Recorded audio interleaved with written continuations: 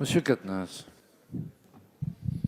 Je vous remercie, Monsieur le Président. Ce sera un rappel au règlement au titre de l'article 100 du règlement.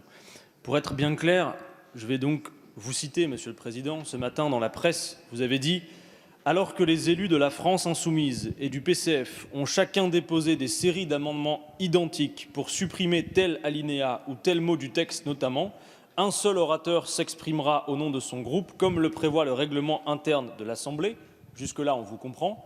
Et ensuite, vous dites « Cette règle ne s'appliquera pas aux autres groupes qui n'ont pas de volonté manifeste d'obstruction. » Alors moi, Quand, de quel jour? de ce matin, Ouest France, et a priori, ce sont vos propos. Je suis désolé, je n'ai pas rencontré de journaliste. Écoutez, bon, admettons. Oui, donc si vous voulez, moi, si on colporte les articles de presse, on n'a pas fini. Donc la question vous est à ce moment-là reposée. Il y aura une stricte égalité dans l'application du règlement, Monsieur Quatennens. D'accord, parce que c'est le contraire, c'est le contraire qui est rapporté dans ces Oui, dans ces peut-être, propos. mais je n'ai pas rencontré de journaliste. Monsieur le Président, tout à l'heure, vous avez parlé de volonté manifeste d'obstruction depuis votre place.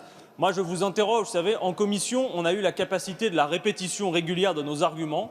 Et moi, je fais partie de ceux qui pensent que parfois, la répétition fixe la notion, voyez-vous, et qu'en commission, cet effet de répétition, Monsieur le Président, nous a permis de lever un certain nombre de lièvres. Alors, voyez-vous, si moi, j'avais à juger de ce qu'était une volonté manifeste d'obstruction, pour reprendre les propos que la presse vous rapporte, par exemple, hier soir, quand vous décidez à 23h15 de suspendre la séance, je pourrais considérer que c'est une volonté manifeste d'obstruction. Quand on nous remet une étude d'impact qui est truquée alors que vous êtes garant de la sincérité de nos débats, je pourrais considérer que c'est une volonté manifeste d'obstruction. Quand nous avons à respecter un calendrier qui est extrêmement contraint, car la difficulté que nous avons, Monsieur le Président, est là. Pourquoi le calendrier est-il contraint? Nous nous sommes disposés à discuter, s'il le faut, des mois et des mois de cette réforme des retraites qui est importante.